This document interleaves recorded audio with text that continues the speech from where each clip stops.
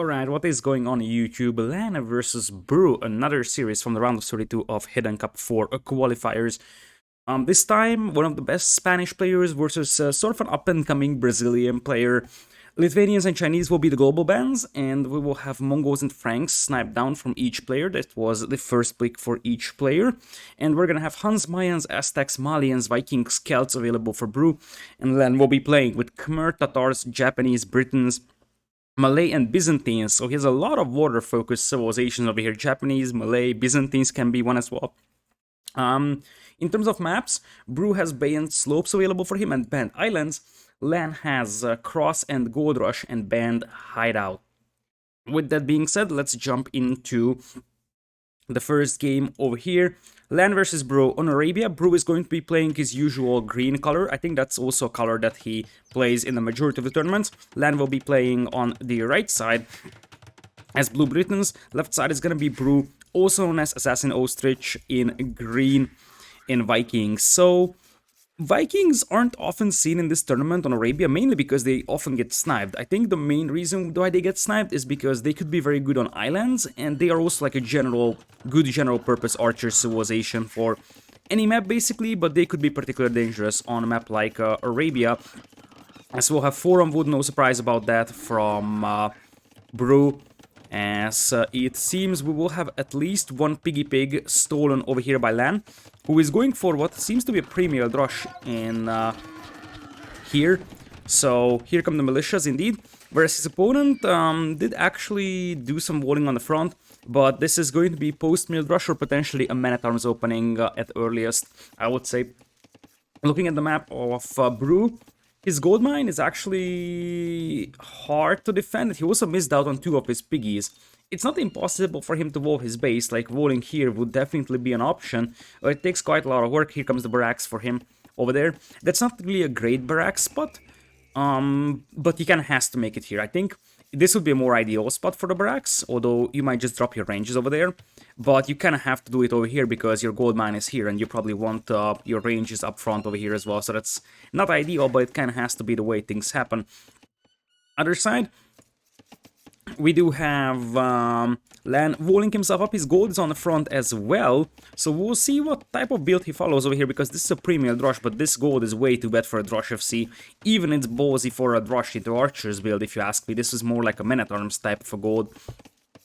With Britons, the stone at the back is nice and the berries are alright, but there is really major concerns about LaaaAN's gold mines. These 2 golds are absolutely awful, and this gold mine is also quite on the front, so we might see him dropping ranges over here or so. Anyways, we will have militias hitting the berries, and it seems like Brew caught off guard by this one, because as things stand, he has to evacuate his berries, and the food eco for him is about to collapse, to be honest. He lost the piggy early on, and he hasn't found 2 of his either, so he's down 3 pigs, and he doesn't have the berries. You see that he's already moving to straggler trees, which is obviously far from ideal.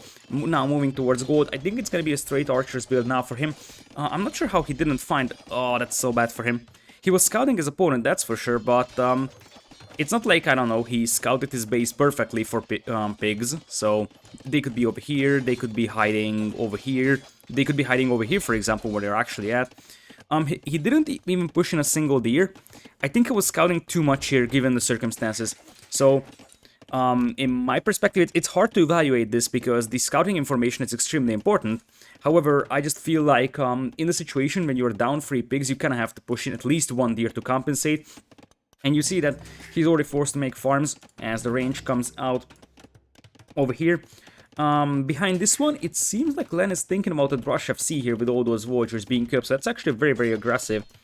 Somewhat greedy play, so to say. We'll see if it pays off. If he can pull this one off, and he could be able to pull it off, because remember that his opponent is too busy not dying to this Drosh here, and also too busy, you know, getting his eco back on track after sort of getting it crippled for a moment because of the piggy stolen and so. It looks like that villager is actually very, very mispositioned, and the scout will probably try to get a block in. The scout is not really high HP, but it still takes 3 hits from a villager to kill. So here come the archers. 2 archers should be able to handle this one, but you see that Brew is under a lot of pressure here, and this is exactly what you want to achieve with the Drosh. Apply pressure to your opponent so that he's too busy fighting it, and behind that, you will be playing a fairly clean Rush FC here, although the farm count isn't amazing here for LaaaN. He's got 7 on berries. I think he needs like 1 or 2 more farms, but this is not going to be a clean Rush FC from him either. He didn't push in a single deer, and without deer being pushed in, as we have the villagers once again sort of having to evacuate the berries, now archers are here. So these militias won't be able to do much more. You have to snipe down the scout first, because the scout is probably the most dangerous to your archers. Militia shouldn't be able to touch them, so yeah, I'm not 100% sure how LaaaN is going to be able to pull off a fast castle over here from this one, because he's a little too low on farms. The berry villagers, 7 on them is a bit of an overkill, but yeah, if 2 of these berry villagers would be on farms, that would be great, but I think LaaaN is going to have a little too low of a wood count for that, so that's not really going to be possible either. He still has the militias roaming around, and he might actually be able to take a villager down over here using the hill. So that's something that LaaaN has to be careful about, and LaaaN is sending his archers forward. So for now, it seems like LaaaN is not, or Brew is not actually losing a single villager over here. But there's already range coming in. That's probably going to be a blacksmith as well behind this.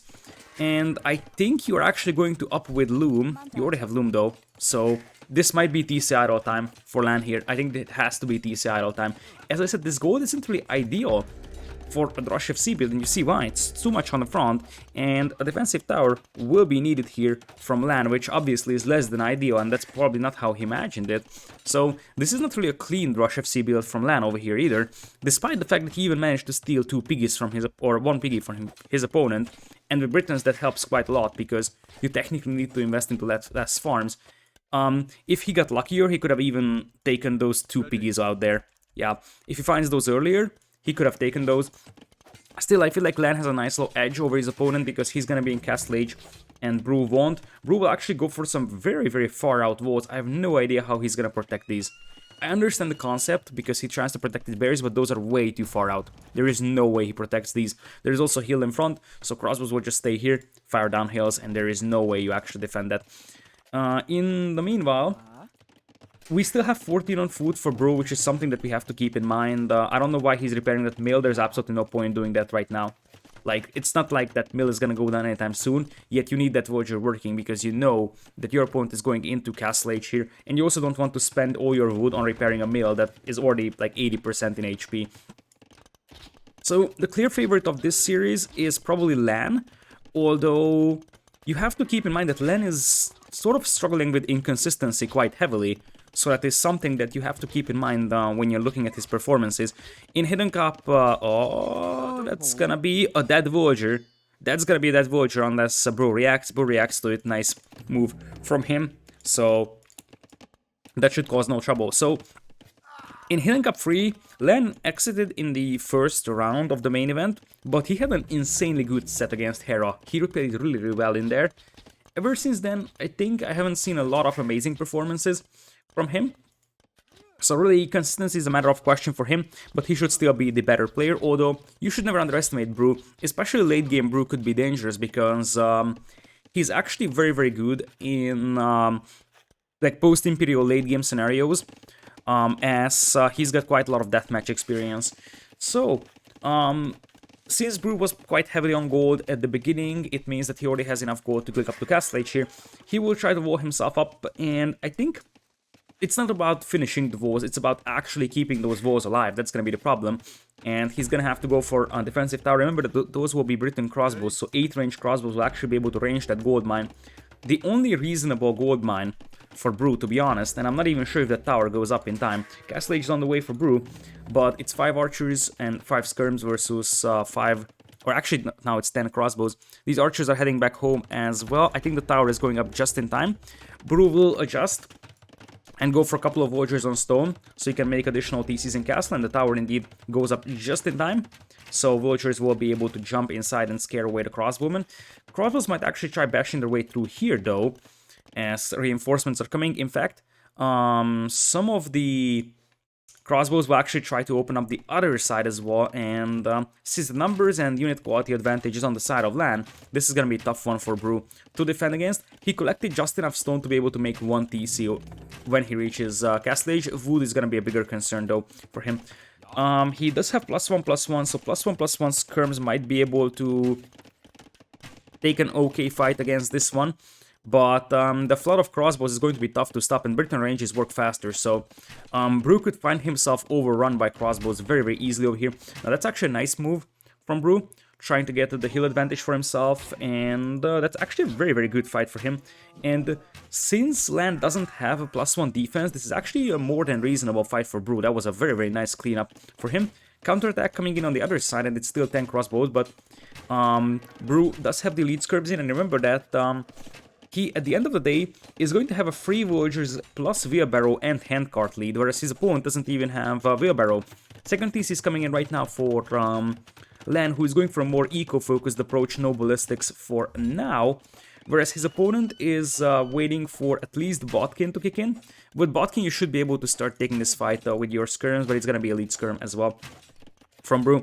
So the real tricky thing here is that both of these civilizations are fairly one-dimensional towards their archers, and that means that Britons can react to the skirmishers with either their knights or potentially mangonels, but it's not going to be an amazing, especially if you go for knights. Like, Briton knights are fine, but they just don't give you anything in Imperial.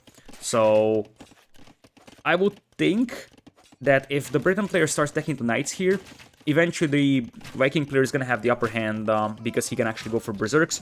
Nice micro so far from LaaaN, as he's picking off those skirmishers from a nice distance. There's a siege workshop coming in here as well. Microing against Briton crossbows is always tough because they do have 8 range and they only have 7. As right now Brew is waiting for +2 defense, which is a very, very crucial upgrade for those elite skirms in Castle Age. A lot of the farming space from Brew is denied, so it's eco, even though he theoretically had the villager lead. That is no longer the case. He had to idle his TC for so long, and his opponent is also on 2 soon-to-be 3 TCs. As a scout comes out, I think that's just leftover feudal age scout. There's a defensive siege workshop on the way for LaaaN for a couple of mangonels, as now Brew is going to launch a counterattack. Eventually, what Brew could be playing for is maybe 1 or potentially 2 TCs might be the best option here. So 2 TCs, eco-heavy play here from the Vikings. Vikings eco should still be like miles ahead of the Britons eco, unless you get massively outboomed by the Britons 3 TCs, but LaaaN has most of his TCs idols as well, so technically the 2 ecos right now are fairly comparable for the 2 players. Second TC on the way for Brew. I could have imagined that TC being placed over here, to be honest. I think he wants to secure a wood line for himself, and that's completely fine, and I can justify that decision as well, but the gold mine, I feel like the gold mine could have had this TC as well, although you could argue that, hey, there is a defensive tower already on the gold mine, so you might as well protect this wood line, especially considering how open your right side is. Here comes the Mangonel, so it's Mangonel versus Mangonel, and let's see if LaaaN actually tries to sneak past Brew here and attack from the other side, as the Mangonel is on the way for both sides. Brew reacts, shoots, misses target. LaaaN is going to react as well and lands a perfect ground attack. That was a beautiful shot from him. Also hits a couple of elite skirms over here, and now it is 21 army against 15. There is a fairly big push coming here in the middle, and it's only elite skirms. Many of them are damaged against mangonels and crossbows. It seems like we're going to see Brew transitioning back to archers, at least adding a couple of them, but those are not having the plus. Well, they don't even have crossbow. They do have +2/+2, but no crossbow. So LaaaN soon starts taking over in villager count. Now that his villager production is much more consistent, he's able to take over, and he's now having a 10 villagers lead, even though he doesn't have wheelbarrow or bow. So I wouldn't call his eco much better than Brew's eco, but eventually it will become better. 2 TCs for Brew, 3 for his opponent, and we're also seeing a stable being added by LaaaN for a couple of early nights to soak up some damage output from the skirmishers. Skirmishers are falling back home over here. The food eco for either players aren't amazing, so they're basically barely able to sustain villager production with that food eco, which means that the Imperial Age is going to be just a distant dream for both players right now. It looks like we're going to have ballistics coming in soon for Brew, although he's a little bit low on wood for that, and he can't even get a market for himself. Right now, 3rd TC is on the way, so he wants to catch up eco-wise. He's got a 10 villagers deficit, but he's got handcarts, so technically that could still be possible, especially considering that LaaaN has a lot of TC idle time if you take a look at this one. So LaaaN is 3 TCs, but it's not really a consistent villager production, so it's not like he's taking over that decisively in terms of villager count. So ballistics on the way. for Brew, and you have to keep in mind that Vikings can be pretty devastating if they beat you to Imperial, and that is something that Brew could definitely consider. 3 on stone still for him, so eventually a defensive castle could be an option. And one of the ways that you could stall out a crossbow mangonel push is with a defensive castle. There will be, I think, a couple of knights coming in soon, indeed.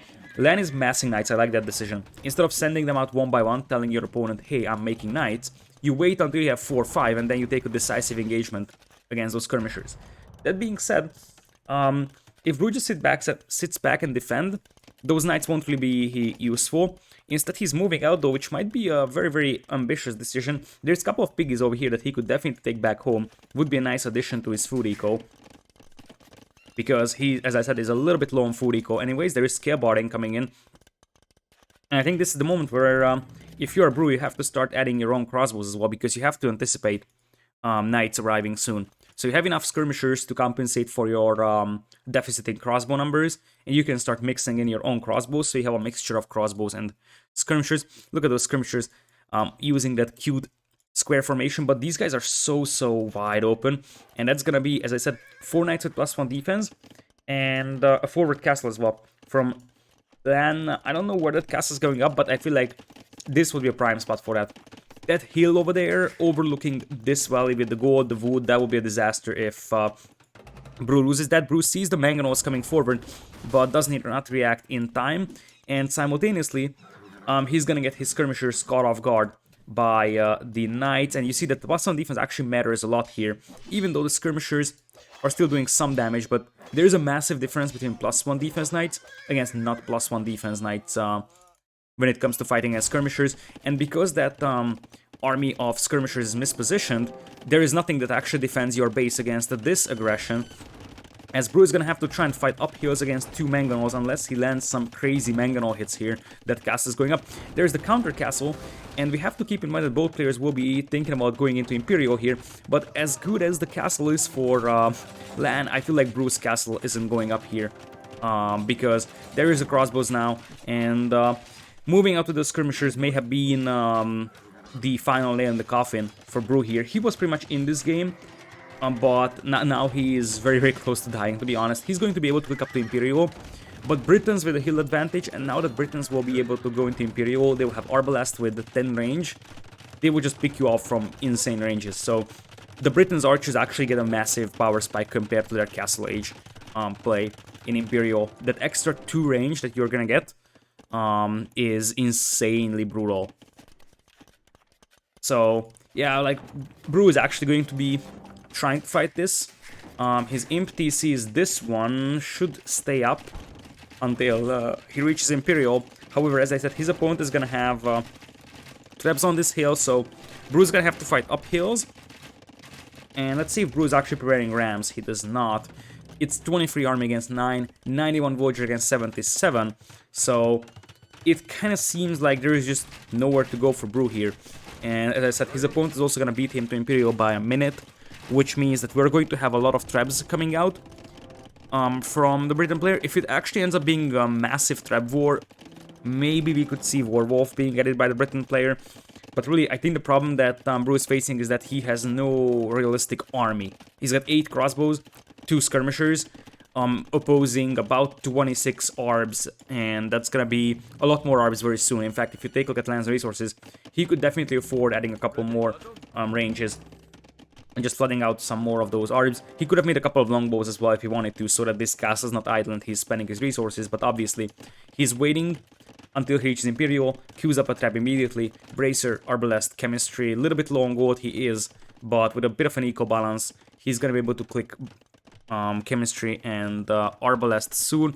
Actually prioritizes 2 men, so interestingly. Did he queue up Arb already? He didn't. Why did he not? Now Ring Archer Armor, what is this? Why don't you just go for Arbalest, man? He's queuing up all the upgrades, and I'm starting to feel like he actually forgot to click Arbalest. Because there is no way you do Heavy Plow, 2-man Saw, Ring Archer Armor before Arbalest here. Like, the crossbows, especially with 10 range, are still good, but there is absolutely no motivation for you, as there is going to be an opening that Brew doesn't know about. He tried housefalling the entire thing, but he doesn't know there is a hole here, even though I think it's fairly obvious if you just look at this forest that there could be a hole. So, I'm really unsure where are the arbs at. So, castle, as I said, under heavy fire, and I think that it's not going to matter what happens to that castle. Chain barding even before arbalest. Light cap, hand cut, everything. Where is the arbalest upgrade, man? I mean, Britain crossbows are nice, but come on. It's not going to change the outcome of this game, but I would be really... Okay, finally. That's a very late arbalest play.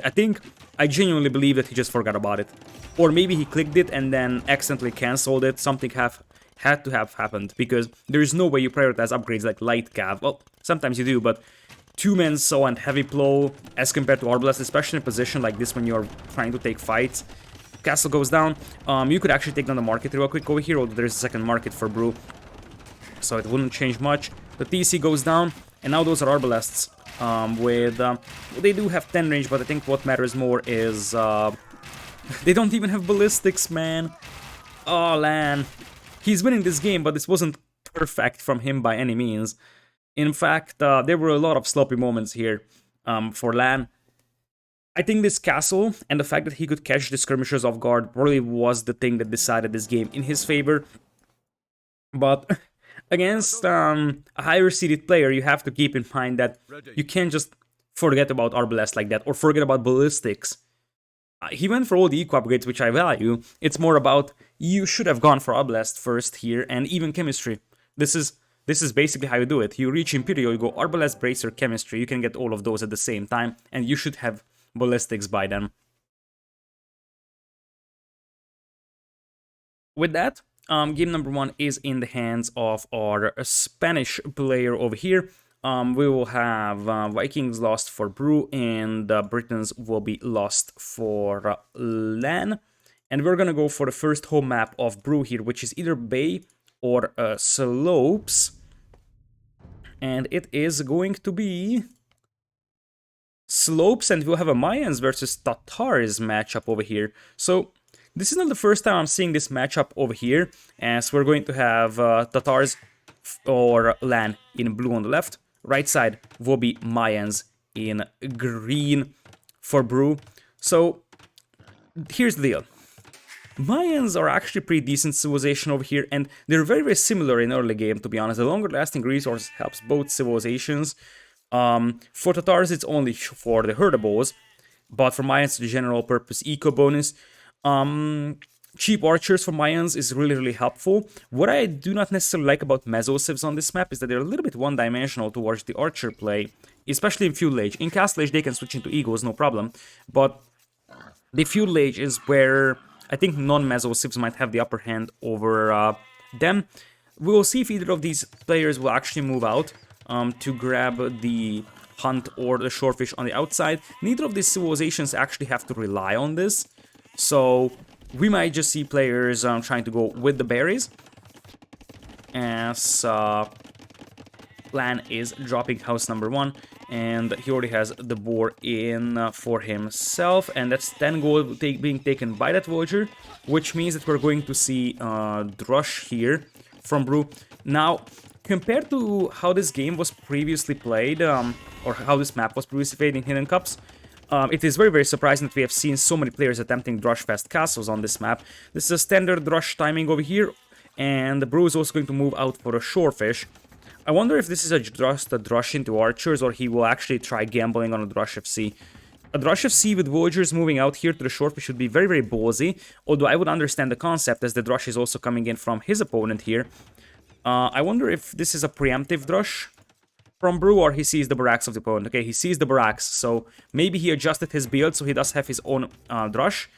Because the thing is that if you want to Drush FC this, and you assume that your opponent is going to Drush you as well, what you do is make your own militias, and just make sure that you cancel the Drush of the opponent, and that way he's unable to hit your food eco over here. Now the scout of Brew isn't over here in this engagement, which means that he's taking quite a lot of beating before even taking a bit of a fight over here. Obviously, he doesn't want to lose his Drush without doing significant damage to the opponent's Drush over here. Pulls the villagers too, and Obviously, as I said, I feel like it would be very, very ambitious as LaaaN is heading to the hill. Tatar's heal bonus could be crazy, so if he turns around here right now, he could do a lot of damage. And the thing is that Brew has to come in here to protect his fishing eco. So I think it's very, very dangerous to go for a Drush FC build. And it's going to be a Drush Archers from Brew. I would think that with Villagers out here, you probably have to go for Drush Archers. Although it would be an intriguing idea to try and gamble on your opponent not finding your fishing eco here on the outside and going for a Drush FC fueled by the Shorefish.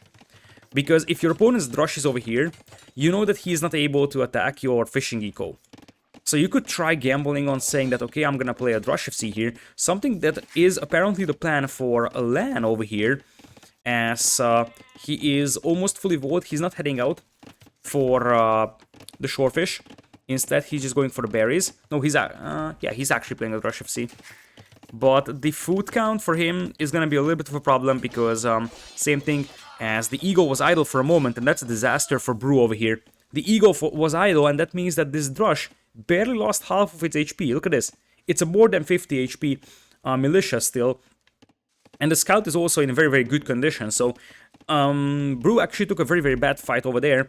And that means that those militias will actually be able to keep harassing him very, very easily. They might even go towards the Vultures on the Shorefish now, as LaaaN is going to find it. Indeed, they're heading that way.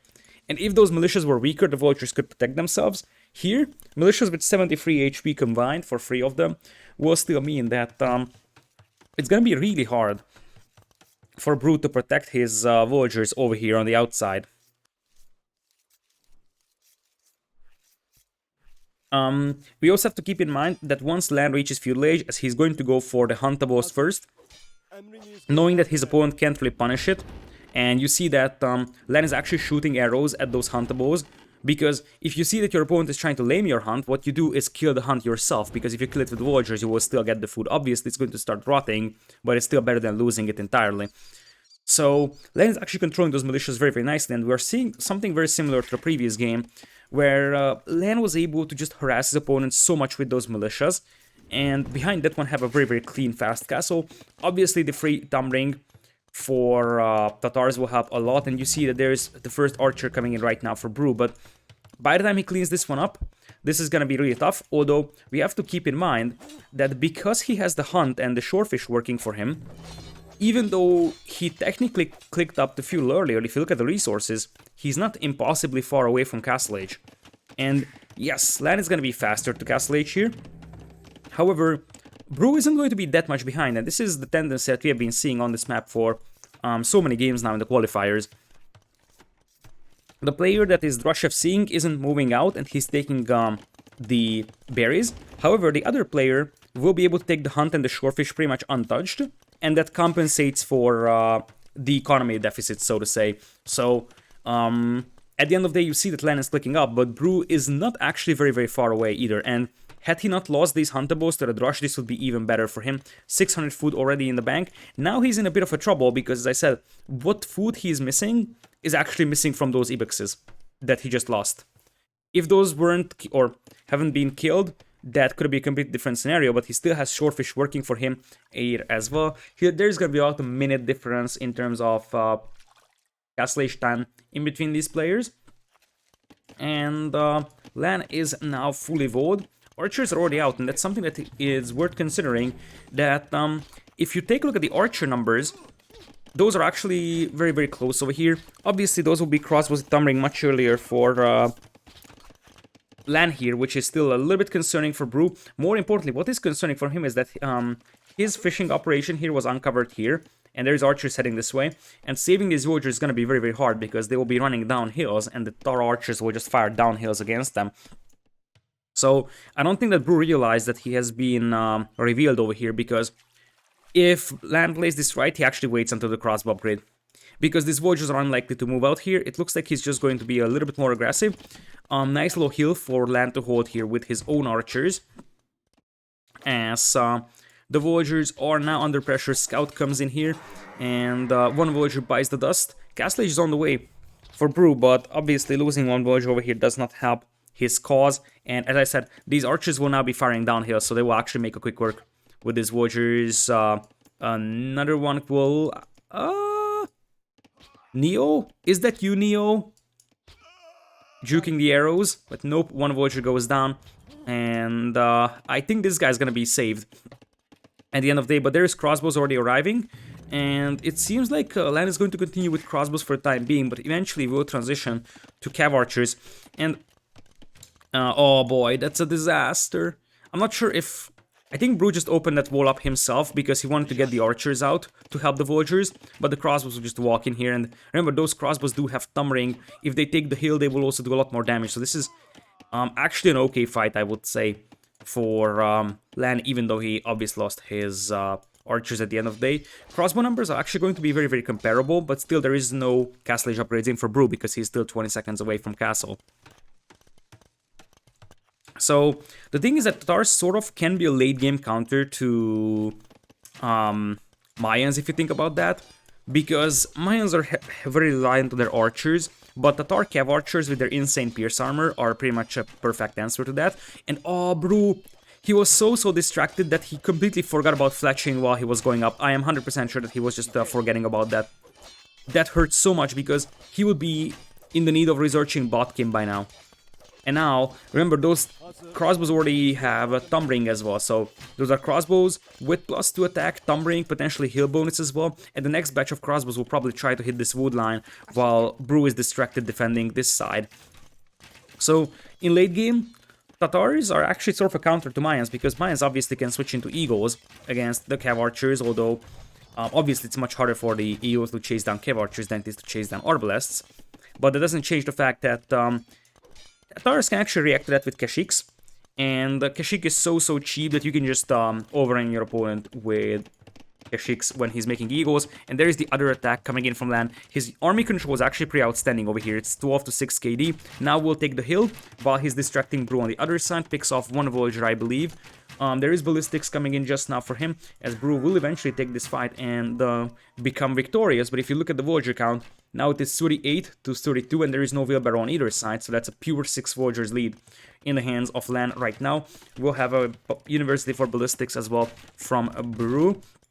But the next batch of crossbows is coming in soon as well. I think this is the time for LaaaN to start thinking about switching into Cav Archers, because eventually he'll have to. Tatars don't have access to Arbalests, so at some point you're gonna have to switch into Cav Archers. And currently you're applying the pressure, so you have time to mass Cav Archers.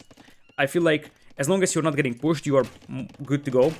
Transitioning to CA, I think this is the right time, because you're distracting your opponent. There is ballistics already in alongside thumb ring for LaaaN, so this is a very easy micro for him. His opponent doesn't have ballistics nor thumb ring, and you see the result. LaaaN didn't lose a single crossbowman in this fight. Now he loses the first one, but he absolutely annihilates the army of his opponent. This is why ballistics and thumb ring can be so important. This is why you see Tatars being used very frequently on this map, because a fast thumb ring in such a map is something that can really snowball games. LaaaN dominating Brew here on the first home map of the Brazilian. And really, as I said, the fast thumb ring, well, it's basically instant thumb ring. When the players are relatively close to each other like this, it can really help out. You also add the fact that you have longer lasting sheep, which helps very much in a Drush FC.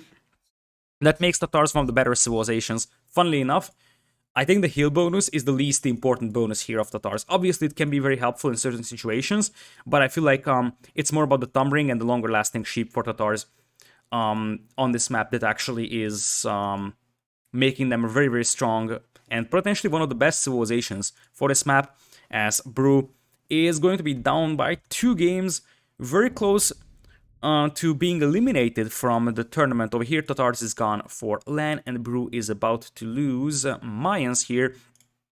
And we will go into game number 3 over here. So let me open that up, and we'll be able to jump inside. The next map is gonna be the home map of Brew once again, and we're going to Bay because that's the only home map that he has left. So, all right, we're good to go, and we can jump into game number 3 over here. So, welcome to Pants, also known as Bay, and we are gonna have Brew playing as Celts here in green, somewhat unconventionally. And Malay is the civilization here for LaaaN. I feel like Malay has slowly emerged as one of the best civilizations for this map. Not necessarily because of the fish bonus, it's more about the timing is what makes Malay a very, very strong civilization for this map. So the fact that you are actually able to click up to Feudal Age 2 villagers later than your opponent and still reach at the same time, the fact that you could beat him to Castle Age really fast, the fact that you can beat him to Imperial with that fast age up, or if you are getting beaten to Imperial, you can react to that one very, very fast. You don't need an awful lot of mobility for this map, because most of the fights will be happening over here unless it's a post-Imperial scenario. So slow-moving civilization like Malay is completely satisfactory for this map. As you see that LaaaN also stole 2 piggies from his opponent Brew over here. So what about Celts on this map? Celts is also an intriguing decision. The lumberjacking bonus helps nicely. I don't exactly know why Brew went for Celts here. One thing that it could actually be considered though in this case is that Celts have a very, very nice early castle push, and that's something that Brew might actually be trying to gamble on. You see that Brew already clicked up 1 minute away from Feudal Age. LaaaN clicks up later, he's 3 villagers ahead, but he's still going to reach Feudal Age at the same time. That's crazy for Malay. One of the reasons why Malay, for example, is a so good arena civilization is because the Malay timings are very, very, very devastating if you use them well. Malay needs some time to get used to, so you have to use slightly different build orders with them. But in good hands, Malay is a very, very dangerous civilization, especially because you can get to your power spikes much, much easier. And if you think about the fact that what that bonus gives you, basically, when you go up to the next stage, you invest a bunch of resources into going up, and you don't invest those 2 units. So you're actually risking being overrun. Let's say you click into Imperial, as we have a bit of a fire galley fight over here, and Brew is actually taking over in that very, very easily. He's triple docks. Remember, the Malay wood, or the Celtic wood bonus helps immensely over here, being able to sustain that flood of fire galleys. And also, LaaaN seems to have mismicroed that repair villager a bit, because that villager is still not repairing. Oh, LaaaN is out of gold. LaaaN is out of gold here, and oh, that's a disaster for him. This is a very, very, very one-sided water engagement over here. Oh man, that was... something went really wrong over there for LaaaN, because I don't think that this was the original plan here. He just got overrun by fire guys really fast. Now we see why Celts is being picked here. The core concept of this is that the lumberjacks that you have are actually gathering a lot more wood than the opponent, and that means that you can much more easily afford 3 docks as opposed to 2 docks from your opponent, and you can also much more easily afford to keep adding fire galleys on all of these. And now, Brew, after killing the opponent's fishing eco, he has caught up in terms of economy, and he will start adding fishing eco himself. It looks like LaaaN will actually try to counterattack this one with a couple of demos. We'll see if he just wants to snipe fishing eco, or if he actually wants to retake water, as he's trying to sneak a dock in the corner. He knows that these docks are actually going to go down very, very fast, as there is a demo raft coming out. So it seems like LaaaN wants to retake water here instead of just trying to snipe fishing ships, but I'm not sure how well that's gonna go for him, as now Brew has to start sort of think about walling himself, because LaaaN might actually transition to land army. In fact, Brew is already going for archer range, so I'm starting to see why Celts could be fun here. I didn't expect them to be this good over here, but the wood bonus is really coming in clutch here for Brew, because you see that he's got a consistent ship production, as I'm saying that all of his docks are idle, but he has had a consistent ship production up until now, outnumbered his opponent.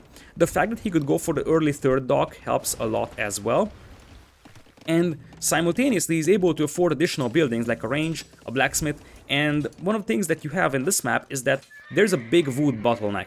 So you aren't able to afford fighting on water and also getting land production buildings up at the same time. Brew tried sniping a villager from LaaaN over here, but that was unsuccessful.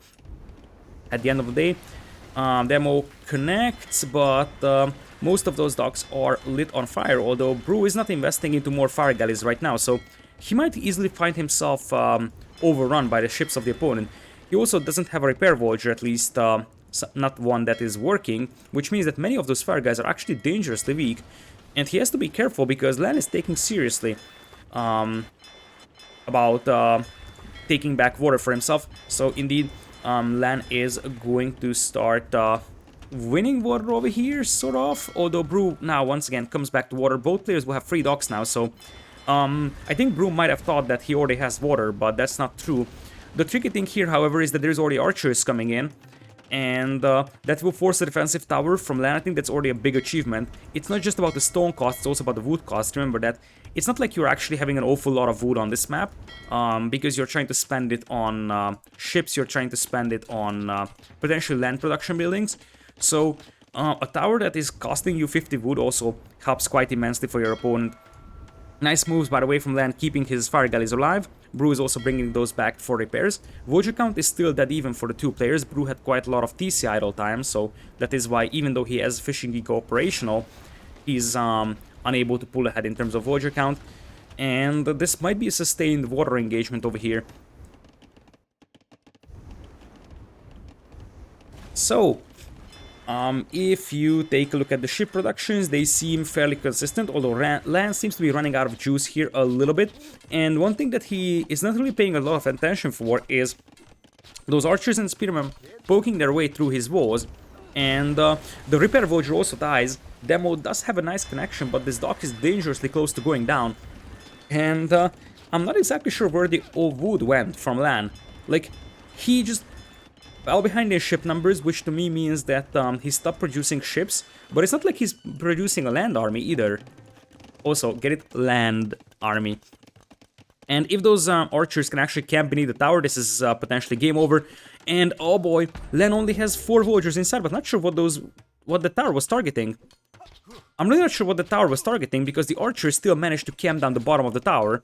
And LaaaN tried to prevent that by dropping palisades over there, as now he has to jump out of the tower to fight this one. But from this point on, if Brew just stays over here, be annoying, and micros his archers a little bit so that the Voyagers can't kill them that easily, then he's going to take over in terms of gold count. You see that there is 0 gold income for his opponent, and that is exactly what Brew needs over here, because in the meanwhile, he's able to overrun his opponent of water, even though there is a demo here, and that could be a huge demo connection. But if you look at the resources, I think the Castle Age click-up times will be pretty much identical, which means that LaaaN will actually beat his opponent into Castle Age here a little bit, but you also have to consider that the overall eco will start to become stronger and stronger for Brew, and if Brew is able to secure a position here, Celts can do what they are best at, and that is an early Castle Age siege push. There will be archer ranges coming in here for LaaaN. This is a tricky matchup as well for him. The problem with the archer ranges is that it's a little bit dangerous to play crossbows against the Celtic Mangonel push, but it's not like Malay have something else that they could really use. Like, Malay is heavily focused on the archer play. As there's multiple demos, I think now LaaaN just wants to snipe fishing ships. There's way too much here for him to kill, so you'll probably just try to dive in with the demos and snipe a couple of fishing ships. As you see that the Castle Age times indeed will be actually better for LaaaN. Once again, Malay power shows over here, forward stable, potentially siege workshop after. So we'll turn this into a standard-ish Hoang rush. That was the massive demo hit, sinking 2 or 3 fire galleys, and the Voyager is still alive here, trying to keep that dock alive. So even though LaaaN knows that he's not going to win water, what he wants to make sure is that his opponent isn't able to benefit a lot from it. You have to keep in mind that the deep fish is running out on this spawn, so water is going to be less and less significant over time, and fletching is only just now coming in for LaaaN. So yeah, he's faster to Castle Age, but he's got 2 archers, upgrading them to crossbows and fletching, whereas his opponent seems like he's going to transition completely into knights over here. In fact, it's going to be a double stable play. The knights are actually better early power spiking Castle Age than crossbows are, as the archers will be dispatched here to potentially kill the repair Voyager trying to kill that dock, and later on they could actually push this wood line as well. So there's a lot to do with those archers for Brew, even if he doesn't upgrade them to crossbows. Here's the repair Voyager going down, and eventually those ships will pop out at latest when the dock is going to be on fire. 49 Voyager against 46, and you see that Brew has to reposition his Voyagers. He can't make additional TCs, and that's something that I want to point out as well. He had to make a defensive tower here, and that means that he needs to buy stone to make additional TCs. That's something that he just did, but he can't mine stone for himself either, because that's so exposed, and the crossbows are moving out here. Botkin is just now coming in, but those Celtic Knights already have +1/+2. So it's not just you know, a couple of knights with little upgrades so that the crossbows could take good fights. This is actually a very, very dangerous horde of knights. Look at this. That's a very consistent, double stable knights production with +1/+2. That is super scary right now if you are LaaaN. You lost water, even though the ships here are still potentially going to damage the fishing ships, if not even kill them. There is the demo coming in from Brew. Should be enough to sink both of these, and more or less it's enough. And that means that now it's ultimate water control for Brew. He still has the 7 fishing ships working for him. 2 TCs he is on, and he's got knights, he's got rams coming in here pretty soon. There is a monastery coming in here for LaaaN. If you are Brew right now, you're also making your monastery, because you want to convert those knights back, as the ram is knocking through the walls. Revos are coming in here from LaaaN, second monastery on the way as well for him, both players on 2 TCs. Voyager count is in the favor of Brew though by a small margin. Ram knocks his way through the walls, and I think now you target those. You could actually argue, if you want to target the range or you target the monastery, I think it would be ideal to target the monastery, as the knights will probably just jump beneath the tower on the gold miners, and the monk is out, but you have to commit to this. You can deny the opponent's gold mine. There is one knight getting converted, sure, but you can just commit and deny the gold. And if you deny the gold, your opponent won't really be able to make more monks. That's actually a nice move from LaaaN, trying to use that knight to take down the mangonel, but the denies ground attack damages the knight enough to make sure that that eventually that is going to be a no-kill from the knight. Another monk is out. The mangonel will try to land the shot. Multiple monks are out actually, but they do not have sanctity, so they will die pretty easily to a mangonel shot. In fact, the direct mangonel hit should be able to finish them off. And the problem that LaaaN is facing is that he doesn't have siege weapons, and without siege weapons he can't actually take down the battering ram, as monks once again trying to get a good conversion in. Not sure where this mangonel is going, because you want those mangonels in here to try and kill the monks, although it seems like Brew might just now have noticed that there isn't another TC over here. I think that's probably the reason why he's moving this mangonel this way. The range goes down as well. You could make a case for destroying the barracks, so that your opponent has a smaller chance of switching into pikemen. Or it seems like we're going to have a push coming towards that town center. It's 65 to 61 Voyager count. But obviously, the fact that Brew's eco is untouched, whereas his opponent is actually getting pushed pretty hard, is something that puts LaaaN into an even bigger disadvantage. Boso is also available for Brew here, and remember that his lumberjacks are also working faster, so that's a persistent eco bonus working for his success as well. It seems like we're gonna have a couple of scouts being mixed in to try and snipe the monks that will have redemption and sanctity very soon, so try to convert those mangonels. And oftentimes the way that you stall out a Hoang push is by going for redemption monks, and that's something that I think Bro was a little unprepared for. Now light cav, or well, just scouts right now. In fact, those aren't really amazing scouts. There is a very quick conversion on a scout. That's not something I expected, I have to say. But the TC here is slowly going down. Many repair villagers also end up dying in this, and that's a nice mangonel shot from LaaaN, takes down one, and the TC is going to stay up. Obviously, the eco here for LaaaN is a little bit problematic, and look at this. It's also worth noting that LaaaN is using this wood line over here, which is the only safe wood line right now. These archers are actually pretty important because they will deny this wood line. So LaaaN really needs this wood line over here, and the repair villagers are running to the middle of the TC. Holy smokes, that's 6 villagers dead so easily. Now it is an attempted conversion from the monk. Nice micro from Brew to keep this away. And because of all those villager kills, now it's a 15 villagers lead for Brew, who is also on 3 TCs, and 33 on food also helps quite a lot. Because eventually he's going to start progressing towards Imperial. He sends villagers to stone. So if he keeps those villagers on stone, this is going to be a castle drop somewhere around over here on this stone mine. That would be crazy. And as far as I know, this map always spawns with a script that has the stone on the front, which means that if you lose that stone, you're gonna be in real trouble. And this is also a dangerous move here from LaaaN. Moving out, he's got a couple of spearmen out, and remember what I said about the barracks earlier, that it could have been something that gets destroyed. Spearmen are a little bit mispositioned, so the light cav could definitely jump on the monks. Monks actually getting apparently one light cav converted, but most of the monks will be dying. Yeah, it's one knight or one light cav getting converted, and the rest of the monks will probably survive. And well, one more monk is dead, and the other one is going to be... Oh, that was a very fast conversion as well. That was a beautiful hold from LaaaN, I have to say, and you really have to question if destroying that barracks earlier, which was an option.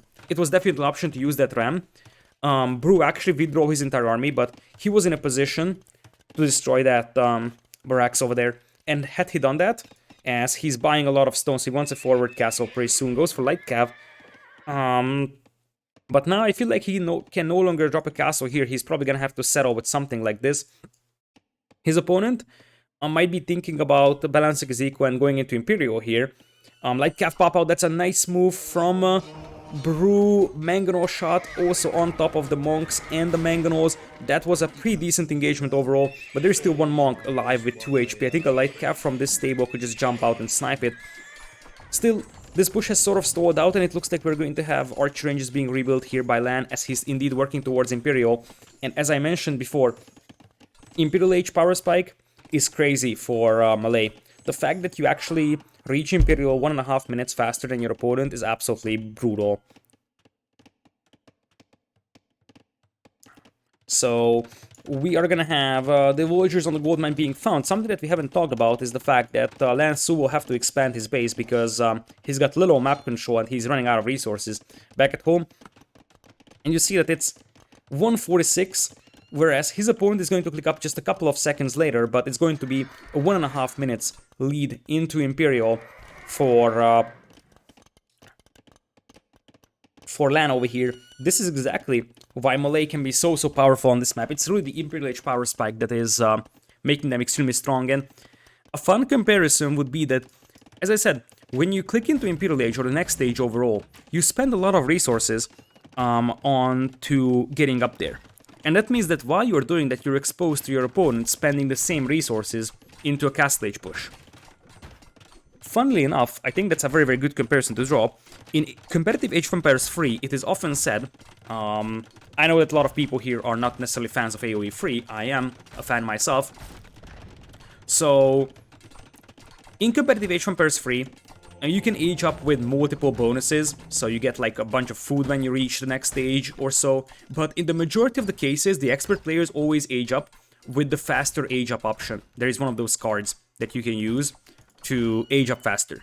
And the reason exclusively is why they want to spend the least amount of time going up to the next age, because that is the time when you are exposed to the units from the previous age, but you don't have the resources to match the numbers.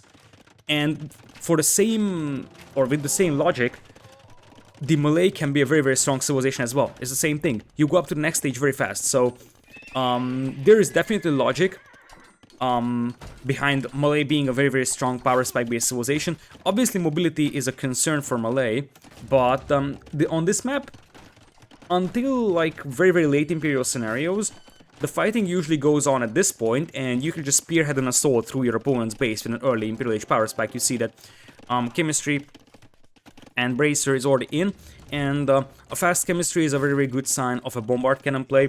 Arbalest bombard cannon from Malay is always a dangerous combination, but there's also a lot of Void Raiders out here that Brew has been massing over time. He's got multiple castles back at home, and remember that over time mobility is going to start becoming a factor, especially when your opponent has to expand to these sides. So as long as your opponent is mostly having his eco focused around this area, mobility is less of a concern.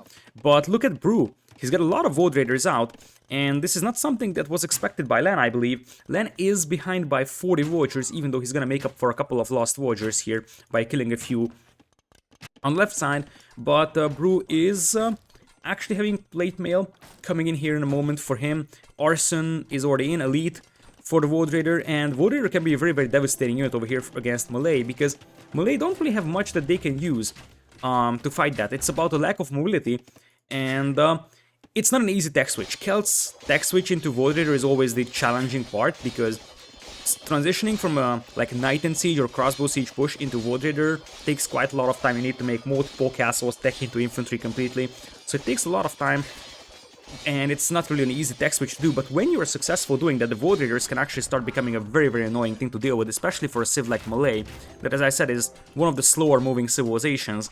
And I'm not even sure how you could deal with the Void Raiders here. Like, your best bet might be Karambit Warriors, but I have no idea how Karambits do against the Void Raiders. I don't think they are good enough to deal with them. And Void Raiders also train pretty fast.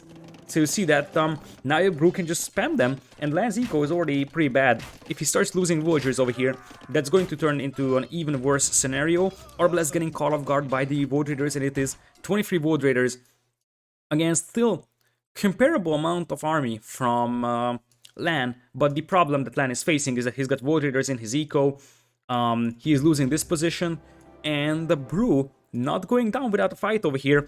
This was a very, very good game from Brew. The game plan was nice. He executed the Celtic push really nicely as well. So I liked his commitment. As I said, the only thing I could have criticized is maybe taking out the barracks earlier with the ramp, because he had the option to do so. But he really played it aggressive. He went for the ranges and then realized, okay, there's a chance to push this town center over here, and had a very clean transition into an Imperial Age Void Raider play. He delayed his imp quite heavily, so it could have been problematic for him, but he was able to mass Void Raiders much faster than his opponent was able to transition to ours, because remember that LaaaAN lost his ranges in Castle Age, and that meant that he had to rebuild all of them. Which means that Malay is gone for LaaaAN over here. One of the rare occasions where Malay lose on this map. I don't know the exact statistics, but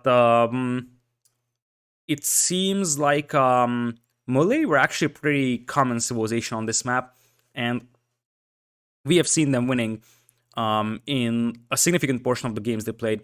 Anyways, that brings us to either Cross or Gold Rush, which is going to be LaaaAN's home maps. If it's Cross, Huns versus Japanese or Byzantines is the idea. And if it's Gold Rush, I think it's Khmer from LaaaAN.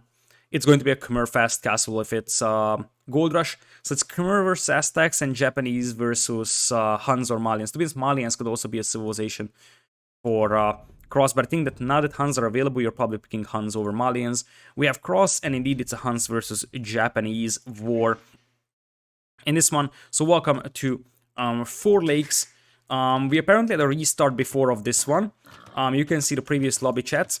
Restarted games were not uploaded by the players in the recorded games that they submitted. So we don't know who called a restart or when it was called. But what we know is that we will have Japanese on the left side as LaaaAN in blue, and the right side is going to be Huns for Brew in green. So this is always a tricky matchup. It's a very conventional Civ matchup for this map. The thing is that Japanese is more of the strong, slow powerhouse civilization for this map, whereas Huns are more the fast, mobile type of a civilization here. Both players are actually pretty far away from their own respective pawns, so they have to walk a lot to make sure that they're able to dock their pawns, which is going to be interesting to look at, because it seems nearly impossible for either of these players to prevent a docking by the opponent on their lake, which actually helps the Japanese player, because for the Japanese player it's much easier to kill the opponent's fishing eco than it is for the Hunnic player to kill the Japanese fishing ships. So Brew is on the way to Feudal Age, and soon will be followed by LaaaAN. LaaaAN, I believe, I'm going to share no surprise if I'm saying that he's gonna play Men-at-Arms here. That's just the very, very standard Japanese opening here. Indeed, here come the militias. And it seems like there's a sneaky villager coming in here from LaaaAN as well. Brew doesn't have a sneaky will coming out just yet, I believe, as he's gonna be dropping an barracks, but that is gonna be for a scouts play. So scouts into cav archers is very standard as well for Huns, and I like this move from Brew. He's using one fishing ship over here on this pond, which actually allows him to spot if there is a dock coming up, and that's going to be really, really crucial for him. Meanwhile, he seems like he's not actually trying to contest the pond of the opponent. It's also worth noting that there is 5 fishing ships for both players, but the Japanese fishing ships do work faster, and it's not even remotely a sneaky play, and I think Brew is doing the right thing. He's making a galley and not a fire galley. A galley in this position is able to stop this voyager from finishing this dock, I believe, or is it? This is gonna be close. If the galley actually comes in here, this voyager is not gonna be able to finish the dock. 50%, I think the dock is actually going up here. So indeed, Brew notices that, hey, that's not gonna work out, and indeed cancels it for a fire galley. He's gonna go for his second dock, and in the meanwhile, we also have Men-at-Arms coming in here, supported by Spearmen. You make a Spearman here so that you have a bit more beef to your army, but also because you want to deal with the opponent's scout. And this is looking really good for LaaaN right now. Like, really, really good. There's an archer range on the way immediately from Brew. But the thing is that, especially Japanese men-at-arms and the spearmen, is going to be a very, very good way to play against the scouts here. Added to the fact that there's a fire galley coming in here for LaaaN to push that full eco. The only thing that's positive right now for Brew is that he's able to pick this Voyager off, which means that there's going to be no repair Voyager from Brew or LaaaN here, which means that Brew should be able to protect his fishing eco, even though he has 2 dogs, but he's not making more fire galleys.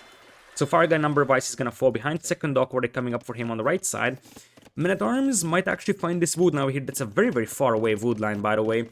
I have to say that Brew's map isn't really suitable over here. It's a very, very open map indeed. That wood line is going to be discovered.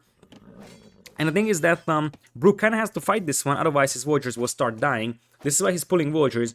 He wants to make sure that he's able to take down as many of these man-at-arms and spears as possible. Now the archer comes out, and that's actually a pretty good fight. That's a very, very good fight for Brew over here, given the circumstances, especially against Japanese men-at-arms and spearmen. Now that's actually a bit of a sloppy move from him. Gets caught off guard, and you see why Japanese men-at-arms are so dangerous. They just killed that poor villager in like a matter of seconds. That being said, the first fire galley is still just now coming out. It's, no, there was already fire galley out because this one is damaged, but this is a very, very passive lake, I have to say. So Brew is probably too busy dealing with this aggression in his base, and that means that he wasn't really paying attention to this fight. Like, he's now making another fire galley here, but right now he's just fishing, chilling over there. But I have to say that I'm favoring the dock of, or pond of LaaaN a lot more here. Completely untouched fishing eco and safe, as he's going for the second pond himself as well. Brew is sending out fishing ships on the right-hand side, pond 2. And we'll have some Vuas coming up here around the base of Brew, who's also bringing in the archers and the scouts. And here's the deal. LaaaN seems like he wanted to turn this into a men-at-arms fast castle play, and not necessarily a men-at-arms archers play. So now he just wants to boom up into Castle Age, but he might get punished for that really badly, because he's got a lot of Voyagers on berries that will be denied, and even though he has Japanese fishing eco, obviously losing the berries still hurts. For you, fire galleys are coming out as well for LaaaN over here. Brew repairs these fire galleys and makes a couple more. I don't like the fact that he has one of his docks always idle. If you think that you need 2 docks, you might as well lose them to make or use them. Not lose them, use them to make ships. Scouts and archers could be pretty devastating over here, and I have to say that I'm not convinced in LaaaN underinvesting into his army. So far, he's revolling this one nicely, but if this army gets in here, that could be pretty devastating. And there might be holes anywhere, because it's a hilly terrain, so no one knows if there's any holes or not. There's only one spearman inside, obviously. Brew doesn't know what's inside here, but it doesn't really matter because it's infantry and he's got archers. LaaaN cautiously sends away the Voyagers from that tree to avoid an overchop, but archers are already going for that wood line. LaaaN has another wood line at the back, but that's not really huge, as now Brew is going to start cleaning up this dock. There is no repair Voyager here for LaaaN, and that means that Brew is going to secure this spawn for himself. He also has fishing on this other spawn, whereas LaaaN is going to be a little bit later adding this fishing eco, and there is the sneaky dock coming in here from Brew. So Voyager goes down over here on the berries as he tried revolling this one, and the archers will deny the wood line. So the fire guys will pop out any moment, but that just means that this dock is going down from LaaaN. And if LaaaN isn't noticing it, and there is a very, very likely possibility that it's not going to be noticed, then Brew could actually start pushing this fishing eco. And I think what you should be doing in this case is galleys, if you are Brew. Make 2 galleys because they kill fishing ships much faster, and you just want to kill fishing ships here. Castle Age on the way for Lando, but so it is for Brew. So at the end of the day, supported by the berries, potentially an untouched fishing eco as well. I'm not sure how Brew is actually able to go up to Field Age at the same time as his opponent is, because the TC idle times, Voyager idle times are the same, Voyager counts were the same, but Brew invested a lot more into his army, so that's a bit of a mystery to me. I assume that maybe... Oh man, they broke through the walls here. They broke through the walls, or it was open the whole time when LaaaN sent out the Voyager. I'm not 100% sure, But maybe this was open because LaaaN sent out the Voyager for this spawn, but oh, that's an absolute disaster. LaaaN was in an okay position to defend his base, and now it's an absolute disaster. 3 archers can cause so much chaos. It seems like he wanted to go for knights, but it doesn't matter. And oh man, this might be... I'm not going to say it's over, but this is going to set LaaaN back so much. And as I said, there's fire galleys pushing his eco right now, and he can't react to it with his own galleys because he doesn't really have the resources. Or well, technically he does have the resources, but he's just unable to react right now because, you know, he's running for his life. And the thing is that Japanese knights will not be amazing if your opponent is going to play triple range honey cav archers. Though I have to add that Brew's right side is still completely open, so knights could cause a lot of chaos as they come in. The problem that LaaaN is facing right now is that his food eco is very low. So you see that there is like one knight coming out. Crossbow will be the opening here for Brew, but eventually he's going to start adding cav archers. You see how slow fire galleys are cleaning up these fishing ships? It's crazy. This is why I think a galley actually makes a little bit more sense. Or you can upgrade to the war galley upgrade, which also makes a lot of sense. It seems like we're going to have a dock up here for LaaaN as well on this spawn, making a fire galley. It seems like once again Brew tried stopping this one with a galley, but that didn't succeed. But since he's gonna have the war galley upgrade, he's gonna have the upper hand in the fire galley fights. And the war galley upgrade will also mean that those fire ships will melt the fishing eco of LaaaN very easily. Crossbows diving in beneath this tower as they broke through these walls.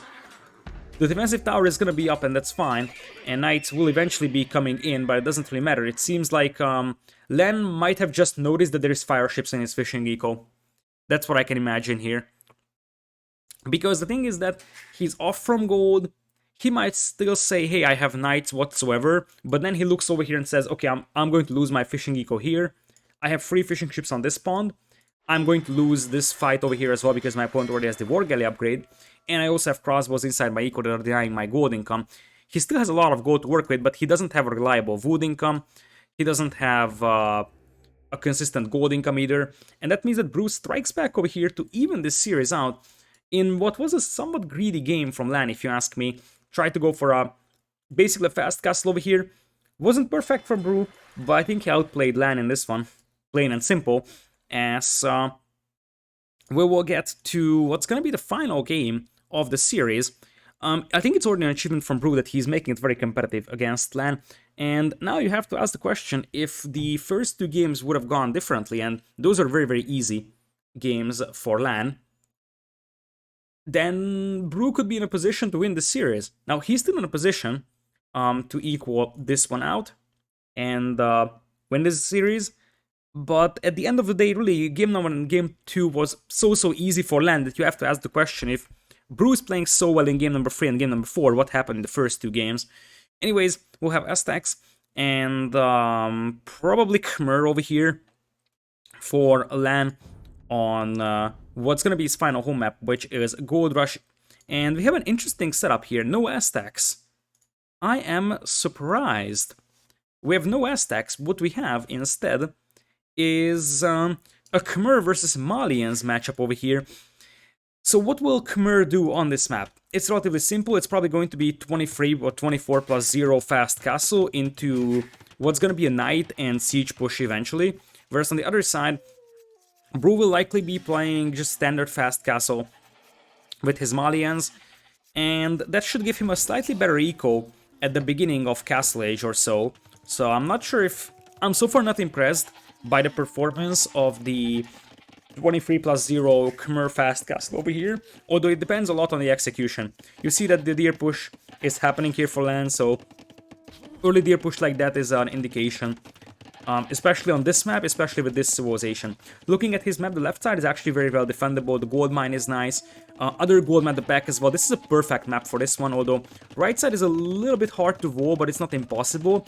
A lot of wood lines at the back, the stone is safe, the golds are at the back, or at least one of them. So this is a perfect map for that fast castle, although it seems like we're going to see a scouts war, interestingly. Nope, LaaaN is going for it. LaaaN is going for fast castle, but he added loom because he felt like his opponent could push him pretty early on. Whereas Brew is going up to feudal age over here, so he will try... what is this even going to be from Brew? There is nothing here. Is he just planning to go for Field Age Boom? I think he wants to. He just wants to Field Age Boom into Castle Age here. Because you see that he's just getting a Blacksmith down. I wouldn't even be surprised to see... Okay, he's making a Barracks. But that's gonna be stable Blacksmith over time. So, here's the stable. And you see that you're gonna be beaten to Castle Age by about a minute and a half to 2 minutes. But behind this, your eco is gonna be much, much more well developed. So, you see that this is a very tight build for LaaaN. He actually went for what is, I think, a 25 plus 0. Or it was 24 plus 1, doesn't really matter. As we do have a pause side just marking the location of those wolves. The pause side scanning no longer works, but what it does to you is that you see where the wolves are. Or at least you don't see them through the fog of war, but you see that you place the marker here. So it's just like Xing it on the map, or the minimap. You place a marker here to know where this patch of wolves are. So, since the Khmer player is likely going to play knights here with Malians, especially because you're layered to Castle Age, you have to consider going for your early camos opening, and that means that the Khmer player has to open with a monastery back at home. There comes the monastery for our Khmer player. And as I said, my main concern with this build is that I feel like your eco is pretty fragile behind this one. Obviously you have the Khmer eco, but it's going to be a 1 TC build, whereas what your opponent is doing is Feudal Age Boom into Castle Age. You see that the resources will be much, much better, to a point where you will have to argue that second state was something that he can squeeze in. Might even be a second town center available for Brew. He had the eco upgrades for longer, and this is why I'm not really impressed with the Khmer very fast castle into knights and siege type of play. I like the Spearman addition from Brew. In fact, I could imagine 1 or 2 more Spearmen, because you have to battle the early knights, and one of the ways that you can do that is adding a couple of Spearmen at the beginning. You see that Spearman actually took half of the HP of these unupgraded knights. And at the end of the day, if you look at the upgrades, well, there is no upgrades on those knights either from Brew, but he's gonna go for camos, no bloodlines for him, which is, I think, a little bit sloppy. Could have imagined bloodlines being squeezed in while he was going up, but the opponent doesn't have those upgrades either. A fast husbandry coming in here for LaaaN, even before bloodlines. Obviously now for Brew, he needs to mix in a monastery himself, because in such knight versus knight, or camo versus knight, or camo and knight versus camo and knight type of fights, a monastery is so important. It looks like the wolves will be triggered by that knight over there, as they are going to be chasing that down over there. Keeping the scouts alive would be pretty important, I believe, for Brew, because that could be very, very helpful against the early monks. There is one monk right now out for LaaaN, going for TC number 2. His opponent is also dropping TC number 2 at the back of his base. Monastery on the way right now for our Malian player.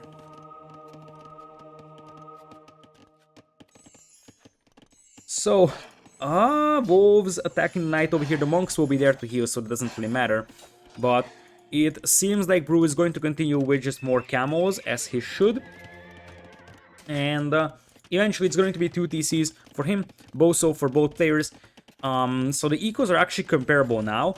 And it seems like LaaaN actually has a pretty clean transition into a free TC play here. So it looks like he didn't want to go for a very aggressive play. It's more like get a couple of knights, couple of monks out to prevent my opponent from pushing me, and then just go for a free TC boom. And in this case, you have to ask the question if Aztecs would have been a better choice for Brew, because he could have very well gone for a monk and siege push with Aztecs, and that would have been able to just devastate this free TC boom over here really easily, because it's not like LaaaN has a huge army. In fact, he's very, very little.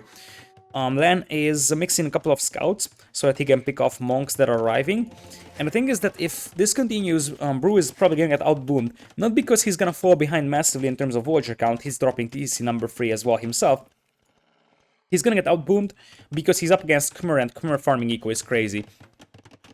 So, at the end of the day, you have to consider that if you're Brew, you have to be aggressive in this scenario. Although it also depends on being aware that your opponent is free TC booming. Because you're unaware, you might think that he's only on 2 TCs and you actually have the eco advantage. That could be a monk easily sniped down, especially with the heal advantage. Nice find over there for LaaaN, picking off an early monk from the opponent. That actually hurts quite badly for Brew, because if he wants to launch any offensive against the opponent's base, monks will be a crucial part of that equation. Sanctity on the way as well for LaaaN, so he knows exactly that eventually he's gonna have to weather the storm of these camos and monks, And I'm somewhat surprised that Brew is playing this one this passive. Because from what I felt, game number 1, he was playing a little bit more passive. Game number 2 as well. Game number 3 and 4, he went for a lot more aggressive gameplay. And he was able to inflict a lot more damage with that. And that could be another Monk getting picked off by those scouts if the micro is nice enough from LaaaN. Camo was coming in here to try and clean this up. Nice unit control from Brew. LaaaN trying to take the hilt here to snap the opponent's scout. Yoinks one, and you see that why I said that I feel like LaaaN's performance is very, very inconsistent in tournaments. This unit control is absolutely top-notch and very, very good. Sometimes, however, like the previous game, he goes for full disaster. So, really, I think LaaaN is mostly struggling with consistency, as we are gonna have LaaaN on 3 town centers, and he has a nice and little free Voyager's lead. Eco upgrades are pretty close. But it's the Khmer farming eco, man, that's going to just skyrocket over here. Still, I feel like eventually LaaaN is gonna have to play this one with pikemen. Indeed, he's already switching to that, because even though Khmer cavalry is great, you just can't really fight against the camos in the long run. And Arbalests could also be an option for Khmer, because Khmer have pretty decent Arbalests, but there is the Malian champions that just withstand all arrow fire, so that is something that has to be considered here as well. If you are Brew, you probably don't want to use your conversion power on those knights, as the scouts are trying to snipe the monks here, but they will fail to do so. Oh boy, that's actually a disaster for Brew, I think. That's a disaster, because you're losing your camos, and a camo is much more valuable in this fight than a knight is. One camo gets converted and gets converted back, but there is now a fairly constant stream of pikemen coming out, and I don't think that Brew expected this one over here. Took a really, really bad fight, wasn't able to kill the monks in time, and now he's losing his entire army, and that's a disaster for him, because I think in this civilization matchup, especially when it is free TC boom from both players, you kind of have to be the proactive one, otherwise you would just fall behind an eco, as LaaaN tried to snipe another monk here with a scout, but actually ends up losing it against the camos. The pikeman switch is definitely something that Malians have the power to deal with, and you see that Brew is overtaking into men-at-arms to do that. The problem with that is that it takes quite... Spearman? Spearman? Spearman? Hello? I mean, he might actually just try matching the opponent's pikemans, but I think he kind of has to realize that his opponent has stopped making cavalry, and it's a flood of pikemen now, and it's going to turn into a pike and siege push, and I don't understand the... Pikeman, man. I think he still believes that it's gonna be a cavalry push, but he saw the pikeman upgrade, man. You saw the pikeman coming out. You see the free barracks. You should know it's gonna be a full pikeman switch. Look at the vision that he's having. Sees free barracks. This is a bad decision from Brew, especially going for Malian pikemen that are absolute junk in Imperial. They don't have blast furnace. They don't have halberd upgrade. It's one of the worst pikemen in the game. So I don't know why he's going for pikemen, but it's an absolutely awful decision here, and that could cost him the game. Especially because his opponent is going into Imperial. Holy smokes, that Khmer fishing eco, or not fishing eco, but Khmer food eco, is kicking in like crazy. And I feel like Brew might have played this one a little too passive, because, as I said, in the games that he played aggressive, like the Bay game, or the Huns game, he actually punished LaaaN pretty hard for booming, and LaaaN actually played pretty greedy gameplay in many of the games. Like, for example, the Rush FC on Arabia with that gold, or the Men-at-Arms into boom into Castle Age from him in the previous game. Now it's gonna be a longsword switch, but it's too late. It's too late now, especially because your opponent is going into Imperial. Now, I'm not sure why LaaaN is stacking into Botkin arrow. Please don't tell me he's trying to go for Arbalest against a civilization that has like 1 million pierce armor on the infantry. It could be hand cannon as well. I don't even know if Khmer have hand cannon, to be honest. Does Khmer have hand cannon? I think they do. Yeah, they do. Khmer have hand cannoneers. In that case, hand cannoneer is actually the reasonable choice. Like, halberdier, hand cannon, and potentially forward castle. Indeed, you see the stone count rising for LaaaN. He will probably drop a castle here. Remember that Brew is on a timer. He has to break out of his base, otherwise he's gonna run out of gold. Tries to attack into longsword, but even in his wildest dreams, he's not imagining that he's up against a player that is going to be an Imperial in a matter of moments, I believe. In fact, I would be massively surprised if Brew didn't call GG when he sees his opponent being an Imperial. Fires up heals against the Mangonel, fails to finish it off, but the second shot does the job. Nice splits out there from the Pikeman, and I feel like this Pikeman switch is something that didn't work out for Brew, but it's more about letting Khmer boom on free TCs. Maybe he didn't expect his opponent booming on free TCs.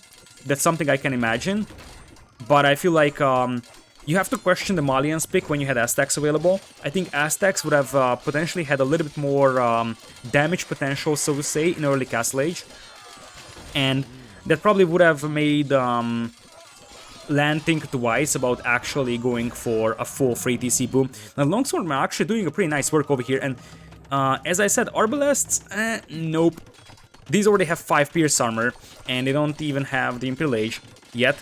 Brew will probably try going up, and remember, keep in mind that, you know, this is the last game of the set, so I feel like Brew knows that he kind of has to try at least over here. Sells a lot of wood, in fact, he was taking a lot of wood overall.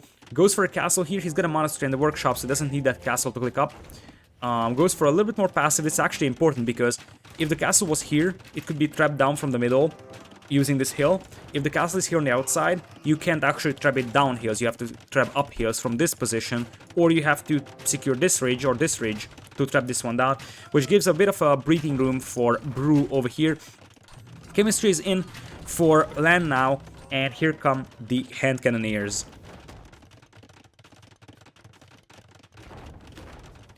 So that's the main problem that Brew is going to face. Champion and the Farimba Light Cap would definitely be an option to consider for Brew, but he's still 2 minutes away from Imperial, and that's the real problem that he's facing. More barracks are on the way, but hand cannoneers are already out, and unless you start getting a lot of Light Cav, you're gonna be in trouble. Jberos, interestingly. Jberos, and I have no idea how good they are against hand cannoneers, honestly. Jberos do ranged melee damage, so I think they're infantry armor class, which means that hand cannoneers should do quite nicely against them. But I honestly don't know. It's a very, very rare unit matchup. There is this addition of the Light Cav, although there is very, very little upgrades for them. So +1 attack only, +1 defense just coming in for the Light Cav. You do have 2 stables, and Bloodlines and Husbandry will be in, but you need a couple more stables as well. Brew is not completely out of this game yet, but the fact that he's behind this much in Imperial Age time actually hurts, and there will be traps coming in from LaaaN soon to take that castle down. I think that castle needs to survive if Brew wants any chance for himself in this game. If for nothing else, for Farimba, because the Farimba Light Cav is so important. Without Farimba, those Light Cavs are actually pretty mediocre. They will be kept at 7+2 attack. Farimba is one of the most impactful unique upgrades of the entire game.